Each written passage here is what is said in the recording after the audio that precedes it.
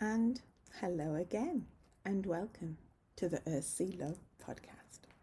And this episode is a little different. It's something that has been, just percolating away in the background. And what better way to try it out than to just do it? So, we're going to be bringing you a few episodes which are sharing creative pieces that can be poetry or fiction or stories or memoirs which are couched within the natural environment, that is somehow the persona or the voice within each piece has a connection and relationship with nature. And what better way to try it out than to share some of my work to start off with. And again, I think when you share your creative work, especially I know my creative work, it is adding to my narrative around my black body with/in nature. So sit back and relax while I share a poem with you, which is called Don't Sacrifice Your Skin for Anyone, which is a poem, a prose poem I would say, in a number of parts, and explores my in and out relationship with Iceland. Yeah, Iceland has to feature again on this podcast. What can I say?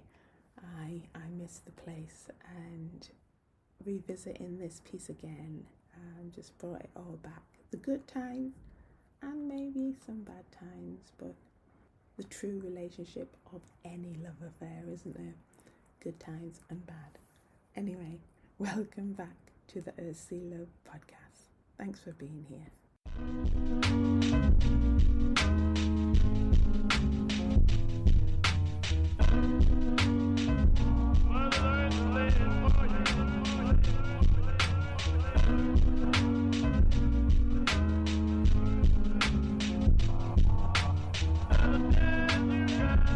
Hello and welcome.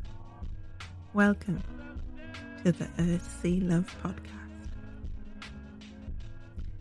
This podcast is for and about women of colour and our relationship with nature.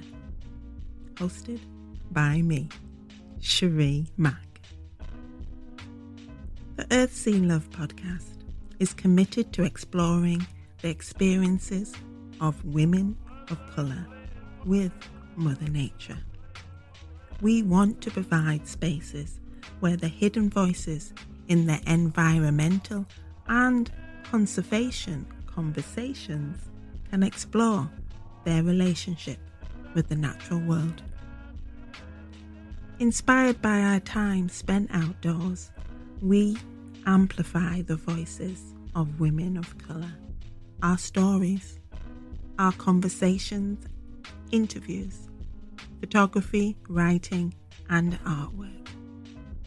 We'll be exploring our legacies, histories, and memories which have had an influence and effect upon how we perceive ourselves within the natural world and within the environmental and climate justice movements.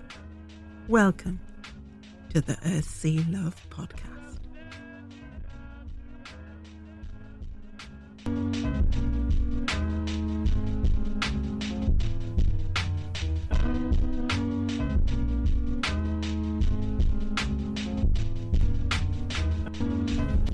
The Earth Sea Love podcast has been made possible by the funding from National Lottery Heritage Fund. Thank you. Don't sacrifice your skin for anyone. 1. Driving on the open road, a wide blue sky beckons me on, tarmac whistling from mounds of snow, sun-bleached grass, waves.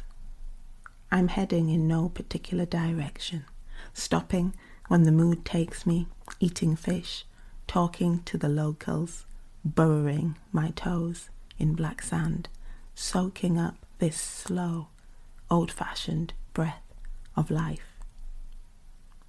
2. you have to respect ice.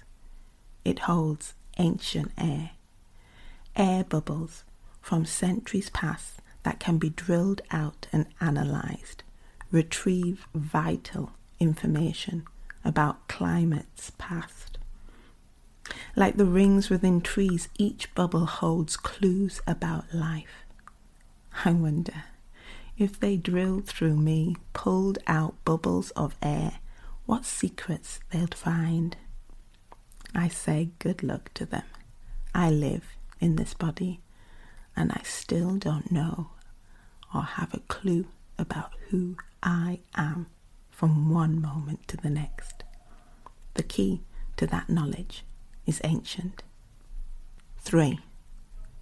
I'm late collecting my luggage. I'm one of the last few to go through security. A uniformed man and woman stop me, ask me to follow them to an inspection area.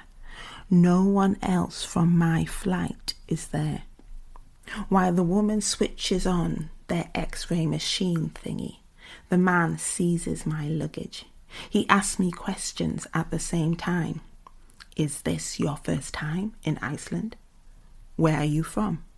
How long are you here for? Why are you here? Are you here for work? From the stopping and searching and questioning, I can't help but answer the questions with attitude. Short and snappy. There's tension in my voice that comes out sounding like impatience and disbelief and exasperation.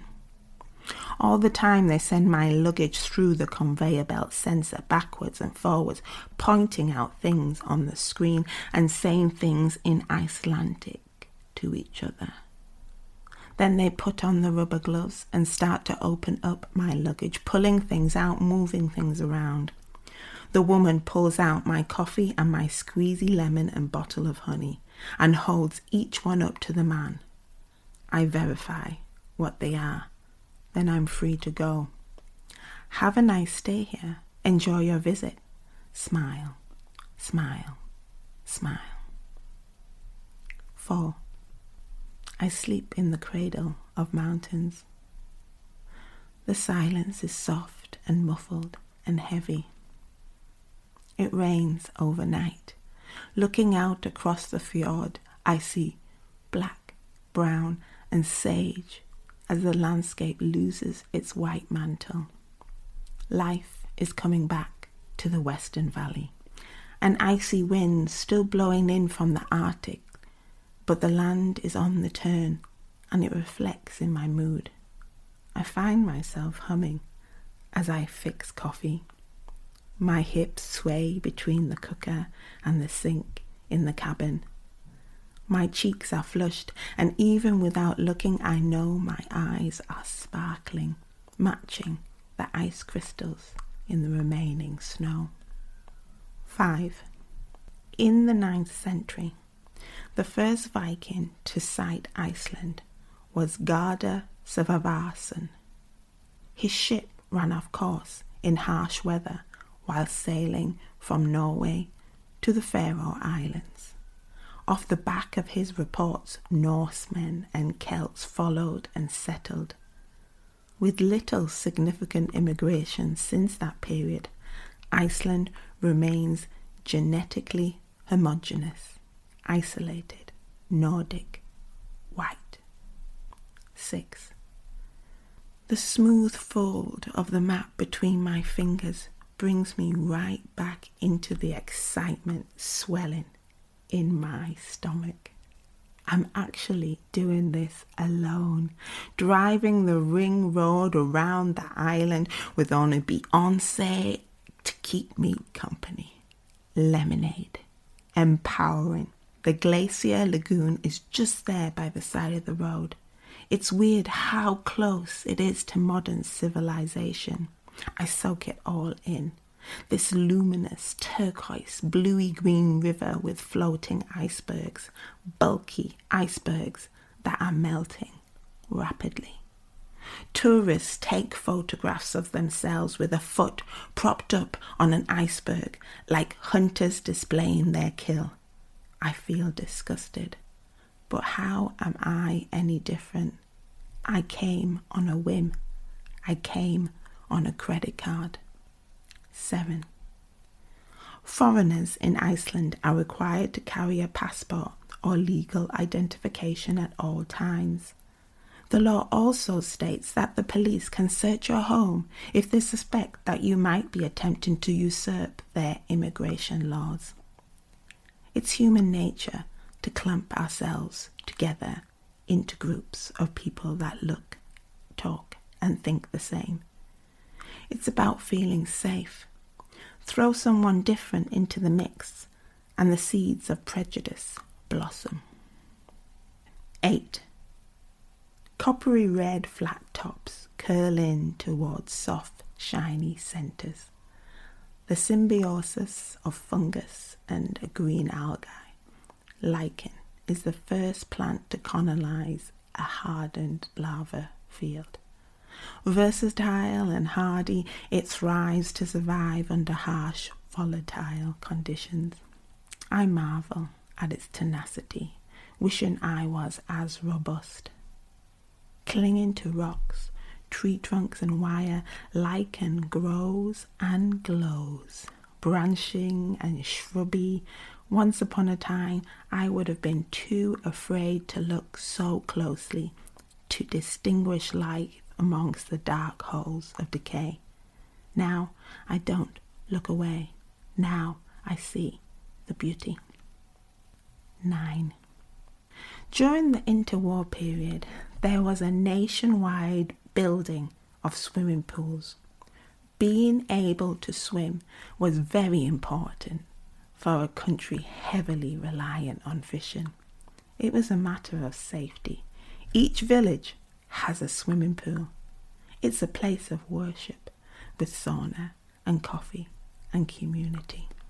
10. Inside a bookshop in Reykjavik, on the top floor, is a coffee shop. I order a latte and search for a seat. A man looks to believe in. I utter the word excuse when he looks at me and shouts, "Get the fuck out of here, you fucking nigger," followed by a guttural laugh in my face. I stand with a mouth open, speechless. I close my mouth and walk away. I feel as if I've been slapped in the face. I feel exposed. I sit in a corner. My vision blurs. I feel a wetness in my hands. The man's guttural sounds continue. I realize he must be mentally unstable. There has to be something wrong with him. In that moment, I'm glad I didn't respond to his abuse with abuse. It's not part of my makeup. I know that much. 11. You have to get naked into the showers first before you put on a swimming suit. Wash all your parts, especially your armpits, your genitals and feet. Then you're allowed into the pool. I hesitate before I haul my black body in there. I fear there'll be security guards overseeing the washing of the bodily parts. The pool is busy. I get in. Water, not too hot and not too cold, just right. I swim for the hell of it, allowing the water to slide off my shoulders as I extend my arms in breaststroke, allowing the water to glide between my legs as I repeat the action like a frog, stretching my body out and then contracting, expand and contract, expand and contract. I feel energized and free and comfortable. I have a feeling of gratitude towards my body. I felt calm and centered and present.